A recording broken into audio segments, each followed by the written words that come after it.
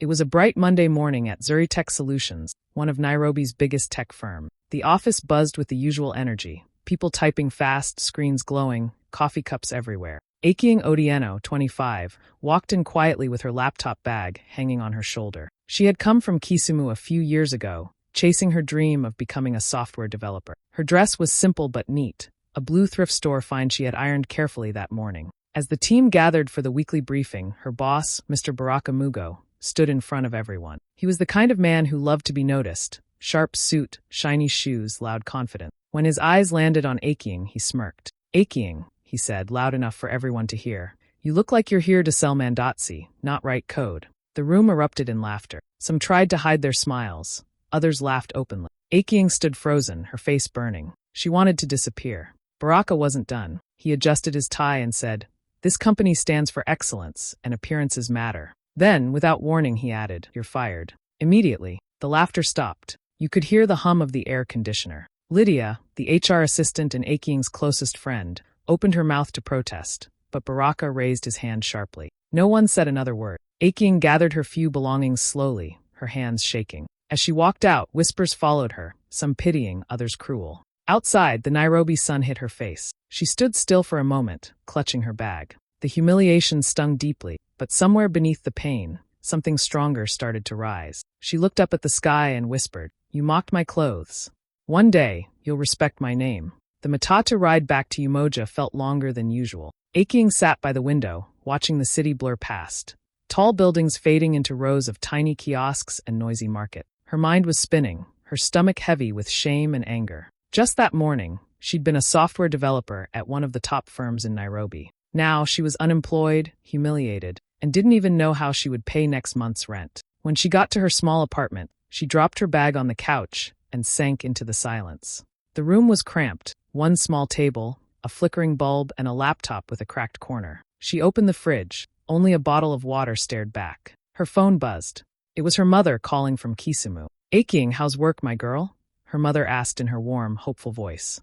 Aking forced a laugh. "It's fine, Mama. Just a busy week." She couldn't bring herself to tell the truth. Her mother had sacrificed so much for her education. Disappointing her wasn't an option. That night, she sat on her bed scrolling through job postings, her phone lighting up the dark room. But every company she looked at seemed connected to Zuri Tech. She realized what had happened. Baraka had blacklisted her. No one wanted to hire the girl who was fired in front of everyone. Nairobi's tech world was small, and gossip traveled fast. By morning, she had only a few hundred shillings left. She took some of her clothes, the ones she rarely wore, and listed them online to sell. It hurt, but she needed to eat. As she folded a blouse into a paper bag, her eyes landed on the laptop on her desk, and a memory hit her. Back at Zuri Tech, she had worked on an e-commerce project that was supposed to change the game for small businesses. She had poured her heart into the code, staying late nights to make it perfect. But Baraka had dismissed her ideas, calling them too ambitious. The project had failed because he refused to listen. Her heart started to beat faster.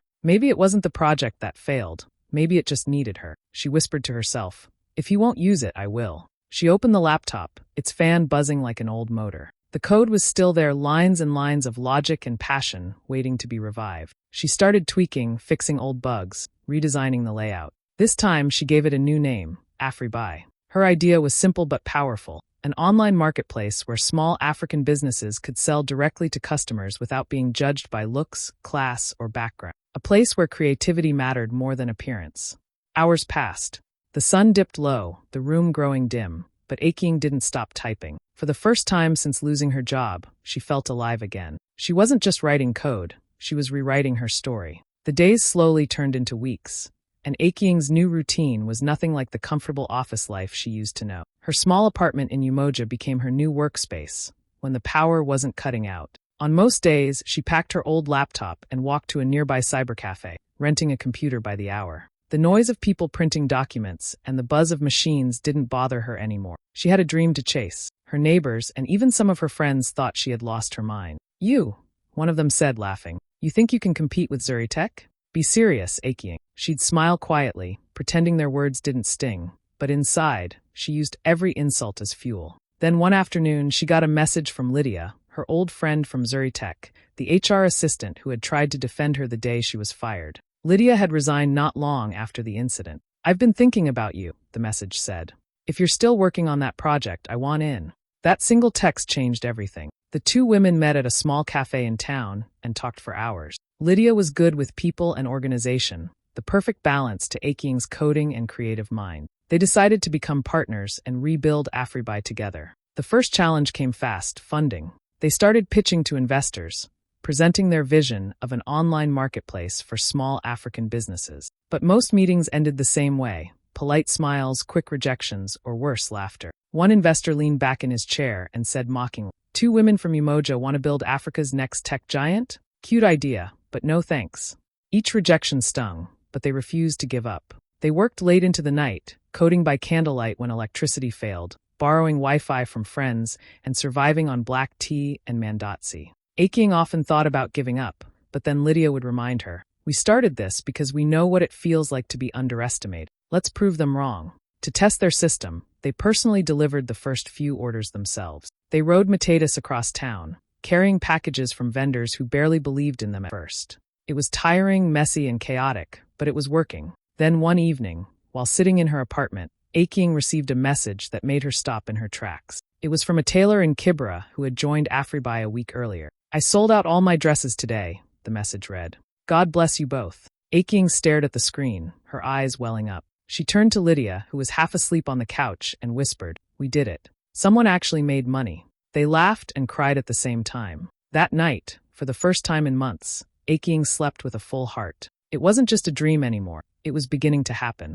Months passed, and Afriby slowly began to catch fire. What started as a small project built on an old laptop in Umoja was now spreading across Nairobi. Vendors were joining from every corner of the city: tailors, shoemakers, artisans, and small shop owners who had never imagined selling online. Orders started pouring in. People on social media called it the market for the people. Aking could hardly believe how far they'd come. She and Lydia worked non-stop, answering customer messages, fixing bugs, and promoting the app. Influencers began talking about Afriby on TikTok and Instagram, showing how it helped local businesses reach more customers. Soon, Nairobi's youth started using it not just for shopping, but as a movement, something that celebrated local talent. Aking's confidence bloomed again. She no longer hid behind dull colors or tried to fit in. Her thrifted Ankara dresses, the same kind Baraka once mocked, became her signature look. People started noticing her not just as a tech founder, but as a symbol of authenticity. When a local blogger interviewed her and Lydia for a feature titled "Two Women Disrupt Kenya's E-commerce Industry," the article went viral overnight. The buzz around Afriby grew fast. Newspapers, radio stations, and TV shows all wanted to talk to the two women who were changing the game.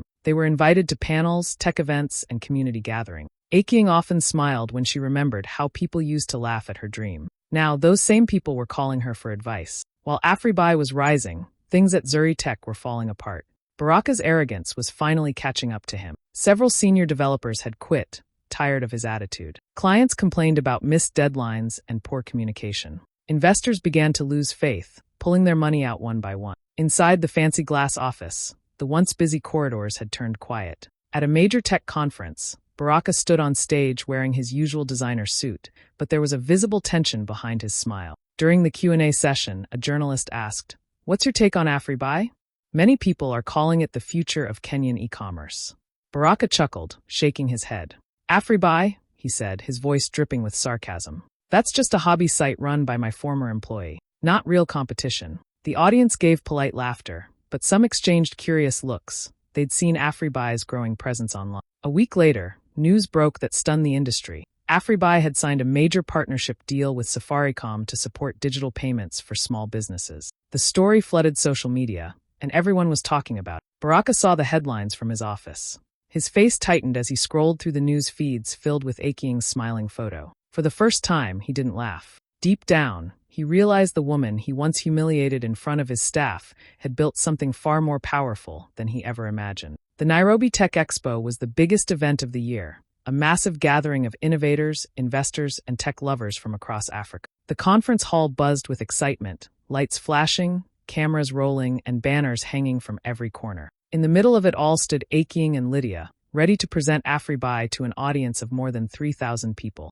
Backstage, Aking took a deep breath. She was dressed in her favorite thrifted Ankara dress, bright and bold, the same kind of style that once got her mocked. Now, it was part of her identity. Lydia squeezed her hand and whispered, "We've got this." When they stepped onto the stage, the crowd broke into applause. The massive screens behind them lit up with Afriby's logo, empowering local businesses, one click at a time. Aking began speaking, her voice steady but filled with passion. She talked about their journey. Two women from Umoja who turned a simple idea into a platform empowering thousands of small entrepreneurs. She shared stories of vendors from Kibera, Jakamba, and Kisumu whose lives had changed because of Afriby. Halfway through her presentation, as the spotlight swept across the room, Aking's eyes caught someone sitting in the front row. Her heart skipped a beat. It was Baraka Mugo, the same man who had humiliated her in front of her co-workers, now sitting silently among tech leaders and investors. He was dressed in his usual designer suit, but there was no smug smile this time,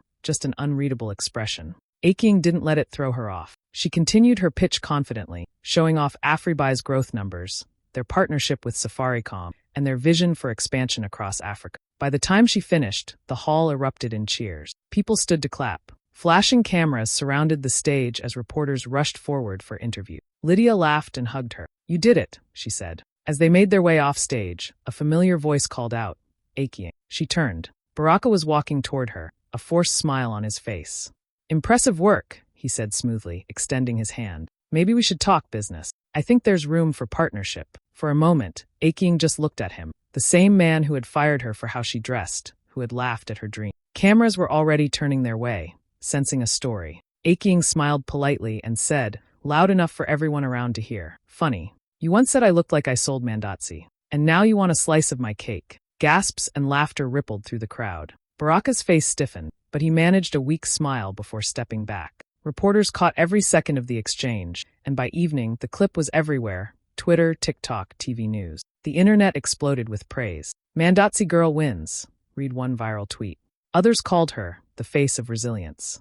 That night, Aking didn't just trend online. She became a symbol of standing tall after humiliation, of turning pain into power. A few weeks after the Tech Expo, Aking received an unexpected email. It was from Baraka Mugo. The subject line read, "Let's talk partnership." For a moment, she just stared at the screen. Lydia looked over her shoulder. "Are you really going to meet him?" she asked. Aking hesitated, then nodded. "I want to hear what he has to say. I'm not the same person he fired." 2 days later, she walked into the tall glass building of Zuritek, the same place she once left in tears. Everything looked the same, but she felt different. Her steps were steady, her chin high. The receptionist greeted her politely this time, offering coffee. Even that small change made her smile. Baraka came out of his office, wearing one of his usual expensive suits, and that same fake smile she remembered. "Aking," he said, spreading his arms. "It's good to see you. You've done well for yourself." They sat across from each other in the sleek boardroom. Baraka talked smoothly about collaboration and shared goals, using every polite business phrase he could think of. But Aking could tell something was off. After a few minutes, he got to the real point. "I think Afriby has great potential," he said, leaning forward. "Zuritek can help it grow faster globally. I'm prepared to offer you $500,000 for full ownership. We'll merge it under our brand. It's a win-win." Lydia, who had joined the meeting as co-founder, froze. $500,000. That kind of money could change their lives, pay off debts, buy a better office, finally rest after months of struggle. For a brief second, even Aking felt the temptation. But then she remembered that moment in front of the whole staff, his words echoing. "You look like you're here to sell mandatsi." She sat back, calm and composed. "Baraka," she said slowly, "you can't buy what you disrespected." He blinked, caught off guard. "Come on, Aking," he said with a laugh, trying to sound amused. "This is business. Don't make it personal." "It became personal the day you humiliated me for what I wore," she replied firmly. "Afriby was born from that pain. I won't sell it to the man who caused it." Baraka's smile faded. He leaned back, his tone turning cold. "You'll regret this," he said. "You're young, emotional. You don't know how tough this industry is." Aking stood up, gathering her files. "Maybe," she said with a small smile, "but at least I built something real, without stepping on anyone." Then she walked out, leaving him staring in disbelief. Within weeks, Afriby's success exploded. The app crossed 2 million downloads, with new vendors signing up daily. The story of her rejection of Baraka's offer went viral online. People admired her courage. Meanwhile, Zuritek's numbers kept falling. Clients left, employees resigned, and the company that once fired her was now fighting to stay alive. Aking didn't need revenge. Her success spoke louder than any insult ever could. Zuritek was falling apart. What used to be one of Nairobi's most respected tech firms was now a sinking ship. The office that once buzzed with activity had grown quiet. Desks were empty, phones stopped ringing, and even the coffee machine stood untouched. Baraka sat in his corner office, staring at a spreadsheet full of red numbers. Clients had pulled out, investors had vanished, and bills were piling up faster than he could pay them. Everywhere he turned, people were talking about Reby, not Zuri Tech. On social media, Reby was trending daily. Small businesses were celebrating how much they'd earned through the platform. Even big companies were partnering with Aking and Lydia. Every success story felt like a slap in his face. Desperate to save his company, Baraka turned to the government's new Digital Kenya initiative, a program that offered major funding and partnerships to promote online trade. The opportunity was perfect. If Zuri Tech got the contract, he could rebuild his image and the company's future. He spent nights preparing proposals, rewriting reports, and reaching out to his old contacts in government. "This is my comeback," he told himself. For the first time in a long while, he felt a spark of hope. The big day finally arrived. The Ministry of ICT had called for a presentation meeting at a fancy conference hall in Upper Hill. Representatives from several tech firms were there, including one company Baraka hoped wouldn't show up, Reby. But as he walked in, his heart sank. There they were, Aking and Lydia, sitting confidently at the front, smiling and chatting with officials. He avoided eye contact, pretending to be busy with his notes. One by one, companies made their pitches. When it was Aking's turn, she walked up to the stage in her bright Ankara dress, calm and poised. She spoke passionately about Reby's mission, how it empowered local entrepreneurs, supported women-led businesses, and kept profits within community. The room was captivated. Then it was Baraka's turn. He talked about technology, infrastructure, and innovation, using every big word he could think of. But the officials looked uninterested. One of them even checked his phone mid-presentation. When he finished, the applause was polite but thin. Later that afternoon, the ministry officials returned to announce their decision. The hall went silent. The lead official stood and said, "After careful review, the government has chosen Reby as Kenya's official national digital market." The crowd broke into applause. Aking smiled, shaking hands with the officials. Lydia wiped away tears of joy. Then came the twist that finished Baraka completely. Zuri Tech Solutions, the official continued, has been disqualified from consideration due to past reports of unethical treatment of staff. Baraka froze. His face went pale. He felt every eye in the room turn toward him. Aking didn't gloat. She just looked at him briefly, her expression calm but firm. Without a word, Baraka gathered his papers and walked out of the hall. Outside, he stopped for a moment, the city noise roaring around him. For the first time, he had nothing to say. The man who once mocked a young woman's thrifted dress had just lost everything to her, not through revenge, but through her resilience.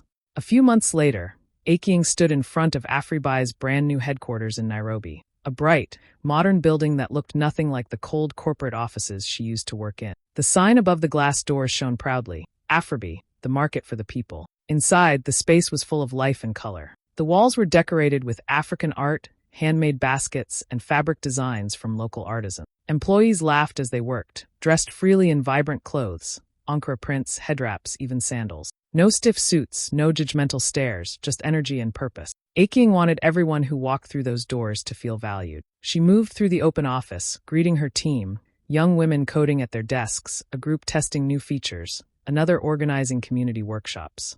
Lydia was at the far corner, holding a meeting with vendors from different counties. The air buzzed with excitement and pride. This was everything Aking had dreamed of, a company built on respect, not appearances. That afternoon, as she prepared for a press visit, the receptionist approached her quietly. "There's someone here to see you," she said. "He doesn't have an appointment, but he says it's important." When Aking turned toward the door, her heart skipped. Standing there was Baraka Mugo. He looked nothing like the arrogant CEO she remembered. His designer suit was gone, replaced by a plain shirt and trousers. He looked smaller somehow, tired, almost lost.